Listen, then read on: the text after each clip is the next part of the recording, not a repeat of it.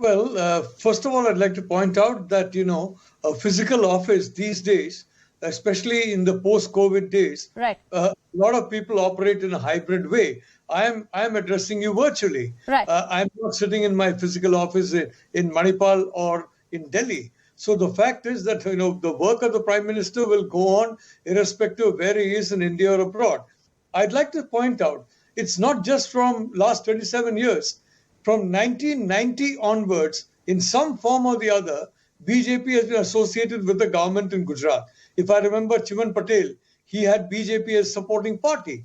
So from that time onwards, this party has continued its run so far as Gujarat is concerned. And that is, quite interesting and extraordinary. Before the election, I had made my views clear, which is that the people of Gujarat, they have a special connect with Narendra Modi. They know that he's not CM anymore, he's PM Modi. But they also know that giving him a boost by a massive victory in Gujarat will strengthen his hands as Prime Minister Modi, not CM Modi. And so they thought, okay, this is our Namo, this is our Narendra Bhai, let's strengthen his hands. Let's give him a big victory. All right. I think that's been a very big factor behind so many people voting for the BJP. All right. If I could bring in author Dheeraj Sharma, who's also joining me on this broadcast right now. Mr. Sharma, how do you see this victory? Should this be solely resting on the shoulders of Indian Prime Minister Narendra Modi? Or do you look at it beyond? Because I see that there's also organizational strength which should be attributed to BJP's victory in Gujarat. Let's not forget that a lot of Congress turncoats were also given tickets.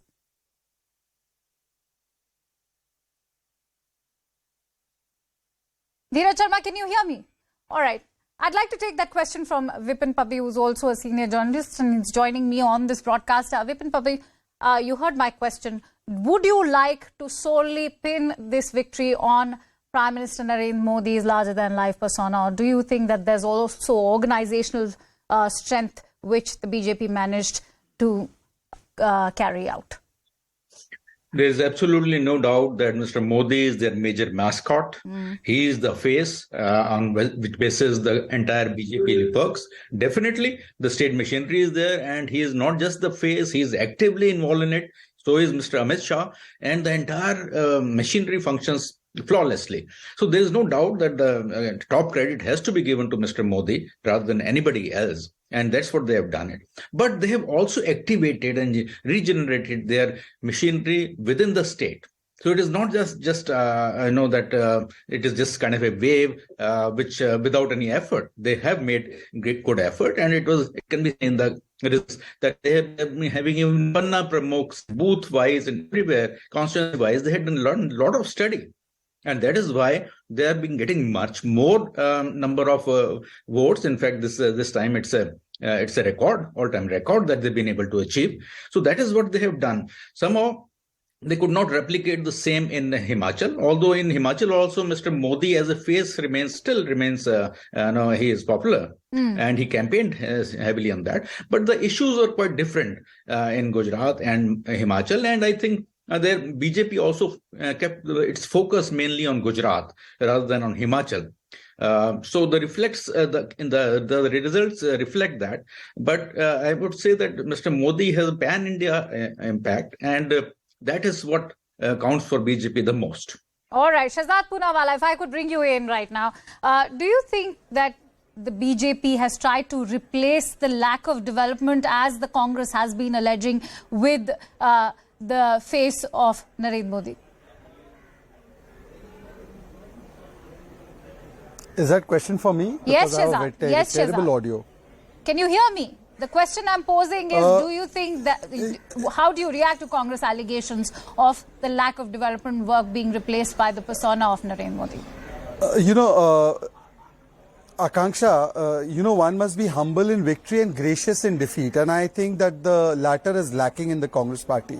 Look, Gujarat is a story that one must examine very deeply, and I'm glad you have Madhav Nalapat on this panel, simply because he will tell you that and my family comes from Gujarat. Let me tell you, out of 50 years before Mr. Modi took over, 26 years of Gujarat was spent in drought because Gujarat did not have enough water.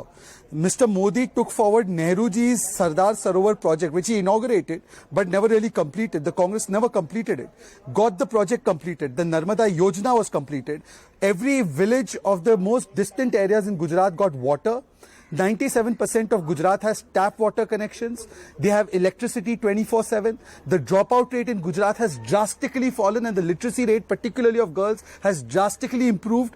Gujarat's GSDP growth rate remains higher than the national average. Its crime rate is much lower than the national average. And therefore, for the last 4 years, Gujarat has been number one in FDI. If this is not development, then I ask the Congress spokesperson, why don't you tell us in the Bagal ka state, Rajasthan, what is your model of development? How many years has it Mahima been Singh, number how do one you in respond FDI? to that? What is the unemployment rate there? Let Mahima respond to that. Mahima,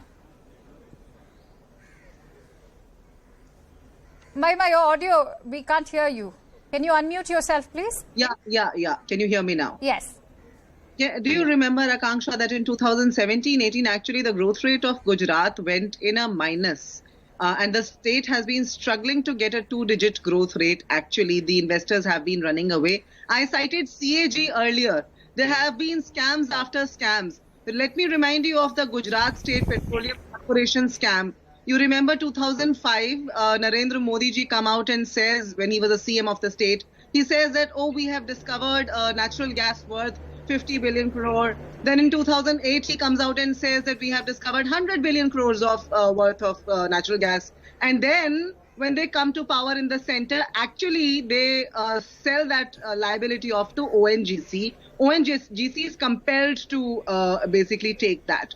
So that's the way they have been governing Gujarat. The investors are actually looking out at Rajasthan now. You know, their crony capital friends, Modi ji's crony capital friends are actually looking at Rajasthan now, Chhattisgarh now, that they've already approached them. So that's the state of affairs there right now. And actually, there has been a lot of skullduggery in the management of this election by the BJP. The way they have maneuvered this election, I have to say that, their victory is not a... Mahima, let's not be a spoiled sport out here. Let's call a spade. You won in Himachal. That's a victory that even the BJP is giving to you guys. By acceptance. I started by... Don't call it skullduggery out here. No. My words were, I accept wholeheartedly. If that's not dignity, I do not what is. But then, of course, one needs to do introspection and one needs to reimagine. One needs to look into the factors. And these are the factors. I see that it is the bubble of complacency which has been created over the past 3 decades.